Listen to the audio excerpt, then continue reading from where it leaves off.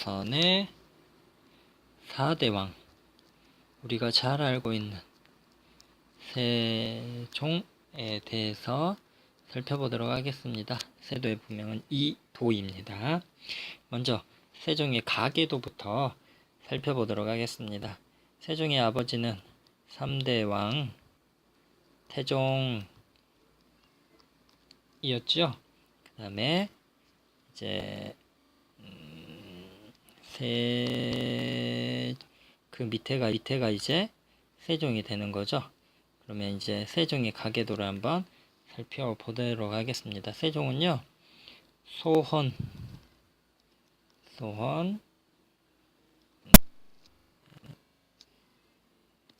왕후, 문종, 5대 왕인 문종 첫째가 태어나고요. 두 번째가 수양대군, 셋째가 안평대군, 넷째가 임영대군, 다섯째가 광평대군, 자, 여섯째가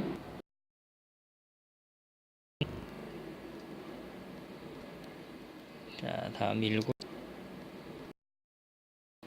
평원대군, 마지막으로 아홉째 영웅대군.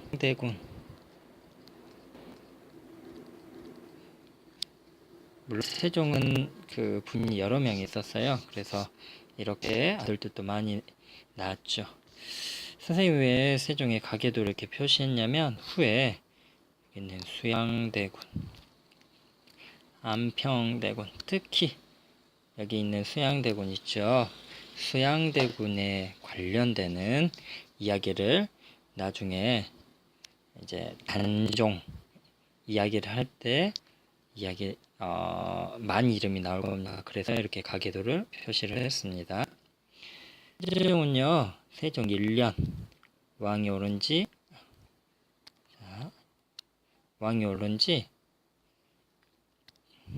세종 1년 때 대마도를 정벌을 합니다. 대마도는 이제 일본과 관련된 섬이죠. 여기는 우리나라를 공격했던 외구 일본 해적이라고 생각하면 돼요. 근거지라고 볼 수 있습니다.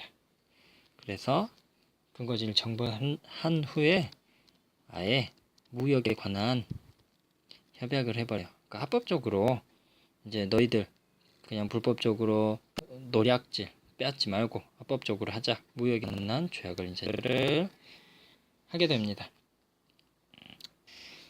그리고 이제 세금 개혁을, 이 당시에 세금은 아주 중요한 국가의 재정이었었죠.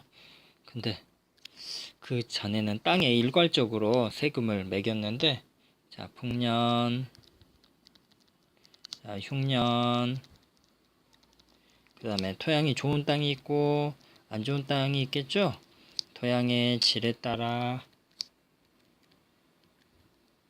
이제 세금을 매깁니다.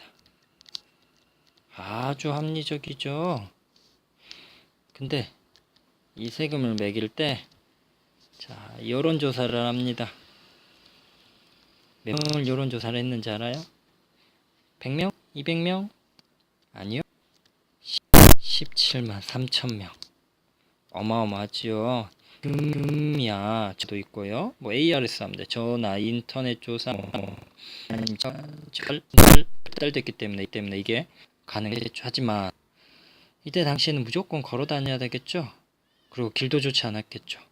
거기다 17만 3천 명을 일일이 찾아다녀서 여론조사를 했다는 거예요. 대단하죠. 그러니까 왕의 명령을 무조건 하는 게 아니라 국민, 당시 백성의 의견을 아주 존중을 했다는 걸 우리가 알 수 있겠죠. 그 다음에 또 놀라운 일이 있어요. 자, 출산 휴가를 줬습니다.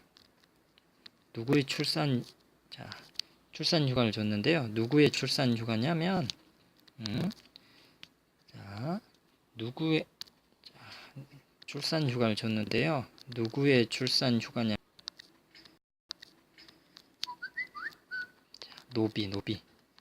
노비 출산 휴가를 줬어요. 당시 기존은 아이를 낳고 7일밖에 주지 않았습니다. 그런데요, 어떻게 변경을 했냐면, 출산 전과 후로 나눴어요. 자, 출산 전에 30일의 출산 휴가를 줬습니다. 출산 후에는요, 100일 동안 쉬게 해줬어요. 이 방식은 지금 현재 2017년에 우리나라에서 산모들에게 출산 휴가를 주는 방법과 거의 유사하게 주는 겁니다. 그리고 하나 더, 남자 노비가 아내가 아이를 낳았으니까 아빠겠죠. 남자 노비에게도 휴가 제도를 줬대요. 대단하죠. 이때 시대, 지금으로 한 600년, 700년 전에 지금의 우리나라에서 하고 있는 그런 복지 제도를 세종이 처음으로 실시를 한 겁니다. 어마어마한 선구자죠. 그 다음에 의정부 서사제라는 걸 도입을 해요. 다시 좀 말이 어렵죠. 쉽게 얘기하면 왕, 의정, 좌의정이 있는 의정부, 그 다음에 각 장관이 있는 육조. 이거는 선생님이 3대 태종할 때 얘기했었죠. 원래대로라면 왕에서 의정부로 가고, 의정부에서 육조의 의견을 듣고, 육조가 의견이면 의정부에 서로 이야기해서 올리는 조선을 세운 태조와 예와 정몽주가 됐다. 그런 조선의 사회. 하지만 세종의 아버지인 태종은 이거를 이대로 따르지 않았죠. 그래서요, 의정부를 치지 않고 바로 자기가 장관에게 명령을 내리고, 장관이 바로 왕에게 이야기할 방법을 선택을 했었죠. 네, 세종 때 다시 이 방법으로 바꾸게 됩니다. 왜 그러냐면 이 방법은요, 사실 이야기를 듣지 않겠다는 거예요. 그러니까 자기의 생각대로 하겠다, 왕권을 강화할 목적으로 했던 거고, 이 방법은요, 왕의 권력과 왕권과 그 다음에 신하의 권리, 신권을 서로 조화롭게 사용한 그런 사회를 만들겠다, 이 말입니다. 이게 세종이 한 기본적인 업적입니다. 세종은요, 한 업적이 많아서 선생님이 또 한 번 더 설명하도록 하겠습니다.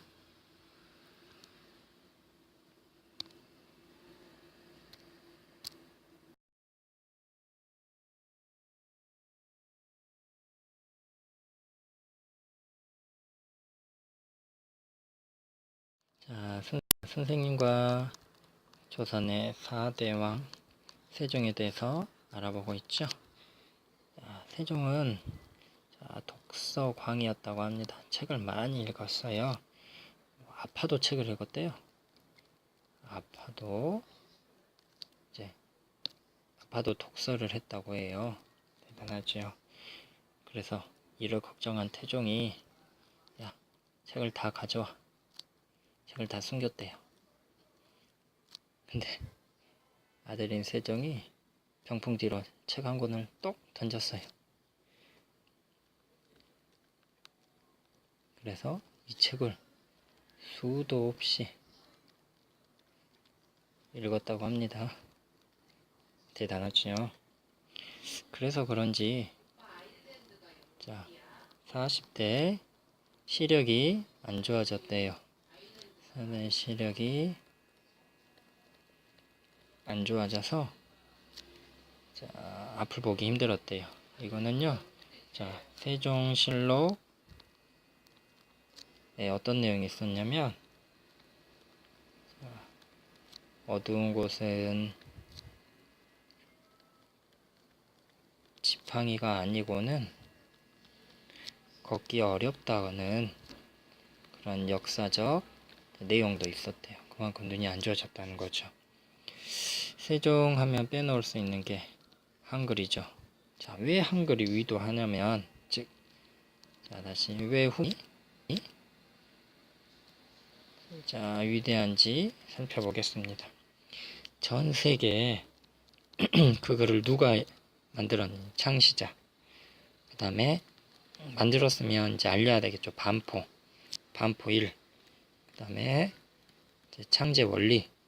이 세 가지가 나와 있는 그 글자는 우리나라 훈민정음밖에 없어요.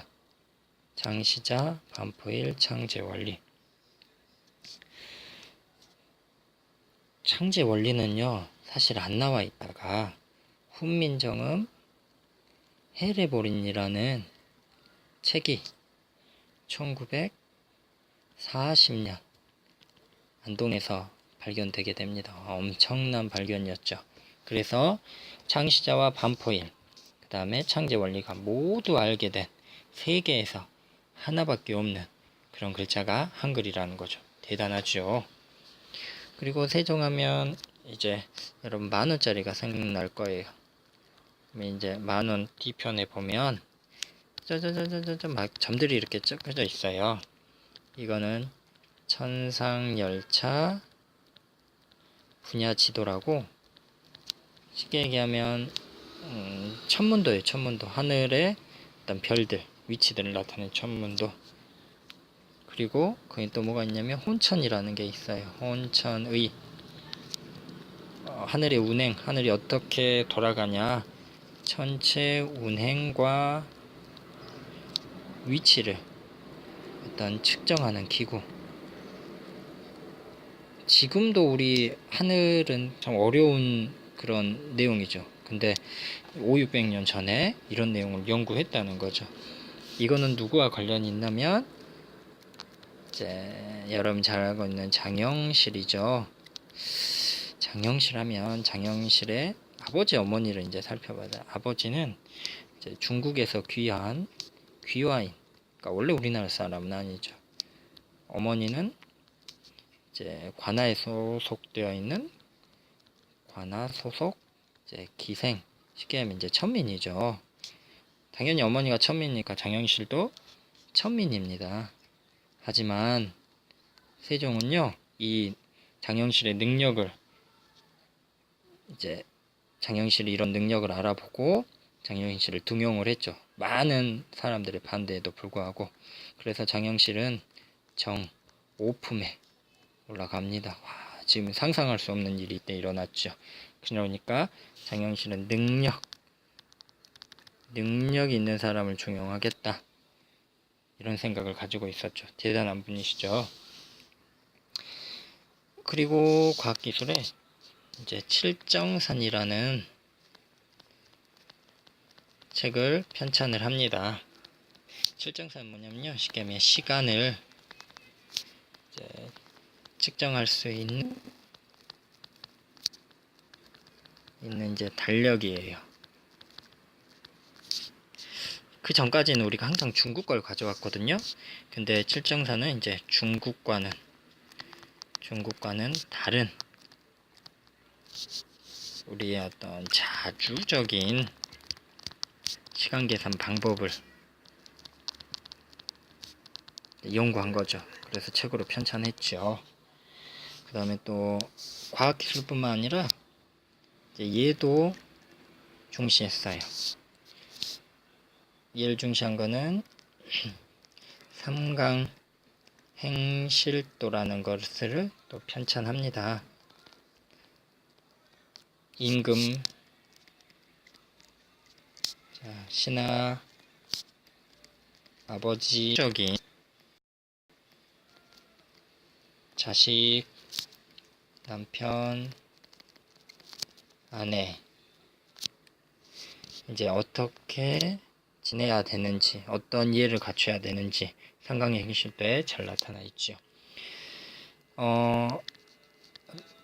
과학기술 그리고 뿐만 아니라 이제 음악에도 관심이 많았어요. 세종은 그 음악을 통해 백성들을 교육시키려고 했습니다. 유명한 일화가 있어요. 박연이라는 그때 당시에 전문 음악가죠. 그 사람이 악기 조율, 이제 음을 맞추고 있었대요. 그래서 편경이라는 것을 이제 두드렸대요. 우리나라 전통악기인 편견을 이제 두드리는 소리를 세종이 들었어요. 그때 세종이 뭐라고 했냐면, 두 번째 그리고 세 번째 소리가 지금으로 얘기하면 샵은 뭐냐면 반음이 높구나, 이렇게 얘기했대요. 대단하죠. 절대음감. 이 능력을 가지고 계신 분입니다. 세종은 독서도 많이 했고, 그 다음에 우리나라 천체, 그 다음에 칠정상 같은 과학기술에도 관심이 많았고, 그 다음에 이해에도 관심이 많았고, 음악에도 능력을 발휘한, 정말 지금 얘기하면 엄친아 그 이상의 천재였다고 얘기할 수 있겠죠.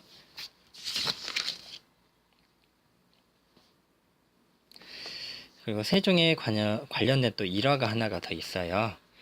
이제 세종은 아버지 이제 태종이 이제 죽을 때, 그때 당시엔 이제 죽으면 이제 3년상을 하게 됩니다. 3년상을 하게 되는데요. 3년 동안 고기를 먹지 못한대요. 근데 세종이 이렇게 많은 일을 할 수 있었던 거는 체력이 좋았다는 거겠죠. 이 역사에 보면 세종은 고기를 그렇게 또 좋아했대요. 고기를 좋아해서 아버지가 돌아가실 때, 태종이 죽었을 때, 우리 아들이 내가 3년상을 치르면 고기를 못 먹으면 아들이 뭐 힘들어지겠구나, 쓰러지진 않을까 걱정돼서 유언을 남겼답니다. 태종이 어떤 유언을 남겼냐면, 내가 죽더라도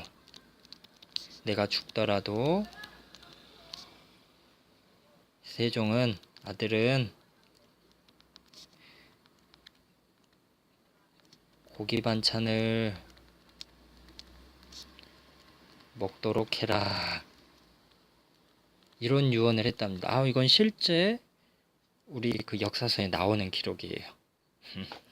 이런 재밌는 일화도 세종에 관련된 일화입니다. 세종이 많은 업적을 남겼기 때문에 우리 지금의 세종대왕이라고도 일컫고, 또 그 한국인이 가장 존경하는 어떤 위인 중에 한 명이라도 남고 있겠죠.